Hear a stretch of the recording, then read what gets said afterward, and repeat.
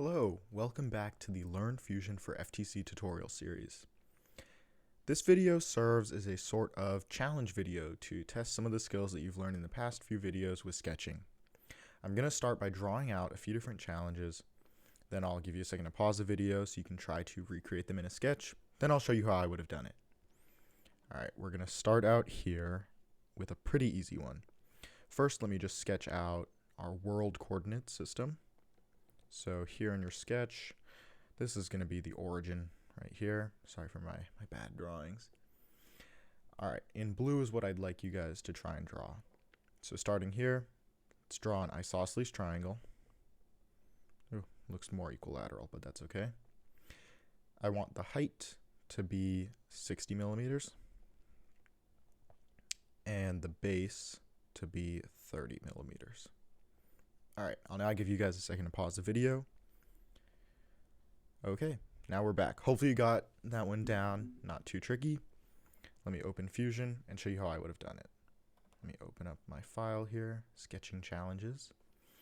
Alright, I'll start by making my first sketch here. Alright, the first thing I'm going to do is just roughly sketch out with lines the shape I want to make.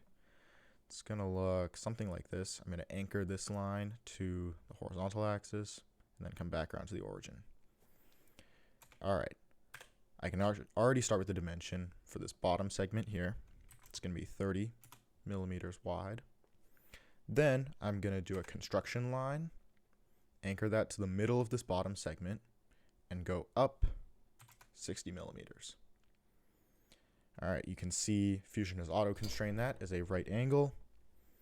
And now I'm going to use that coincident tool, select the top, and select the point up here at the top of the line.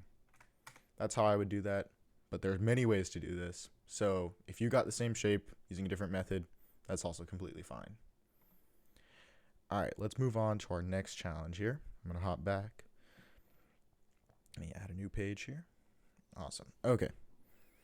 Let me define our coordinate system once again. So here we are. Here's the origin. Alright, for this one, let's try using some of those rectangle tools. So first, I'll start with a square. Ooh, there we go. And I want this square to have side lengths of 80 millimeters.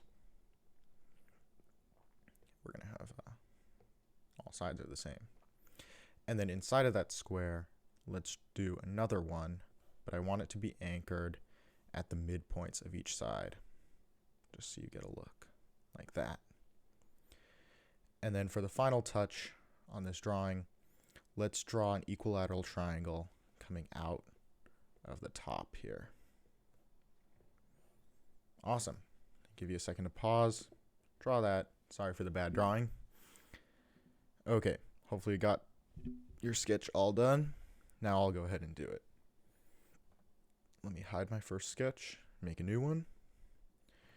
Alright, the first thing I'm going to do is I'm going to start with that standard 2-point rectangle tool. So 80 millimeters on each side. So I did tab to switch the spot there. I'm going to hit enter to confirm that shape. Now I'm going to go ahead and select the 3-point rectangle tool. I'm going to start anchored to the center. See that little triangle icon? Then I'm going to drag down to the center of here. Click. And lastly, anchored to the center on one of these sides. Great. I still have something undefined here, so I'm just going to double check that. Oh, it looks like it didn't actually anchor properly. That's all okay. I'm going to go coincident. Or actually, sorry, I have to put a point first. Point tool. Go until I see that triangle. Click to add a point. Now I'll use coincident. Click here. Click here. Great. That's all locked together. Now I'm going to hop in with the line tool to roughly sketch out how I want this equilateral triangle to look. Just like that. I'm actually going to do something which I didn't show in a previous video. I'm going to use the equal constraint. So I could click here and then here to make those two line segments equal. Problem is this creates an isosceles look. So I'm going to do one last equals this side and the base. That gives me a nice equilateral triangle. You could also do this just by defining the lengths of these sides using the dimension tool. that works too. Great. There's my final sketch. Press finish, and I'm all done. All right, let's do one last challenge. This one's a little bit trickier, a little bit more involved, but hopefully you guys can get a hang of it. Okay, this time I'm actually going to set up my coordinate system going through the middle of my page here. So here's our origin. All right, the first thing is I want to see an octagon in the center here.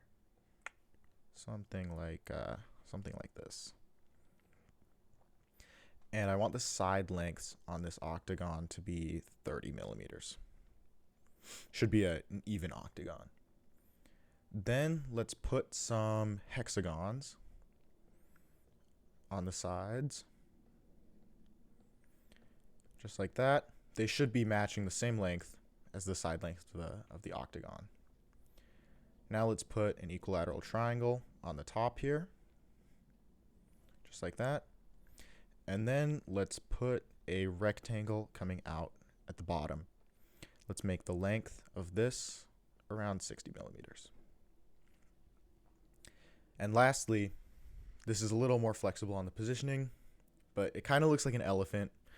So we're going to add some eyes using one of the several slot tools. Cool. We called this the elephant challenge. I did it with my team. You guys can come up with creative ways to put the eyes around, but I'll show you how I would do it in just a second. Okay, hopefully you all got to a finished elephant, which looks similar to mine. Now let me go ahead and make my own. Hide this previous sketch and make a new one. Okay, I'm going to start with that octagon in the middle. So I'm going to do polygon. I'm going to do circumscribed or inscribed. Doesn't really matter for this since I'm defining it in a different way. Drag it out.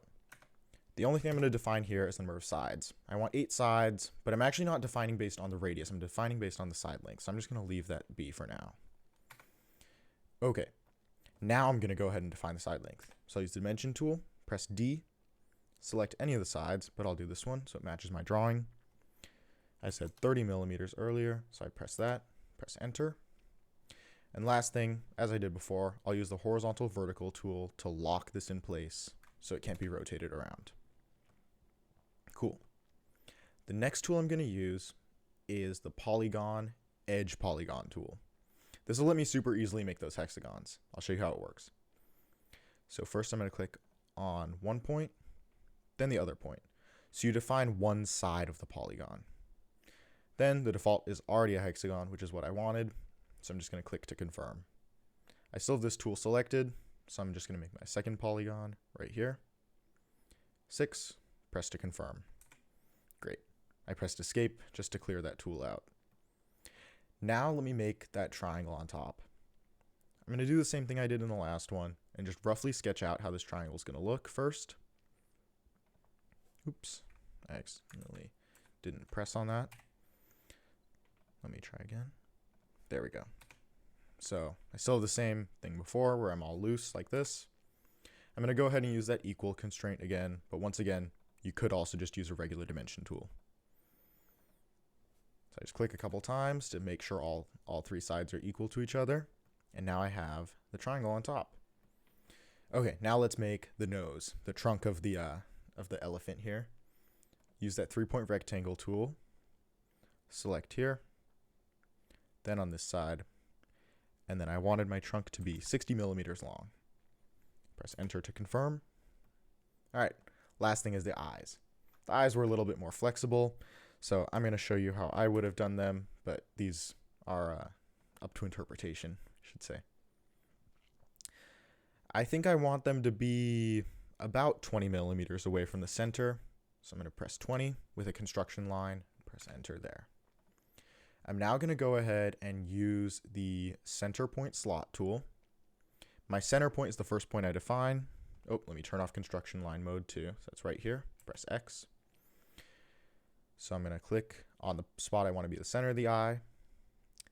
And I think I want the eyes to go up about 8 millimeters in each direction. So I'll click that, 8, press enter. And now I can drag out to choose the width. I think maybe 8 millimeters would also look good here. So press 8, enter to confirm. Okay, I still have something that's not defined. Oh, it looks like that dimension did not take when I entered it earlier. So I can just press D and do a manual definition for the height of my eye. So it's going overall when I click there. So I'll enter 16 and press enter. Okay, I now have one eye.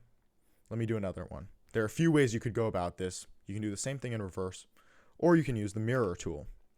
So I'm going to add a construction line here going vertical. That way I have a line to mirror across.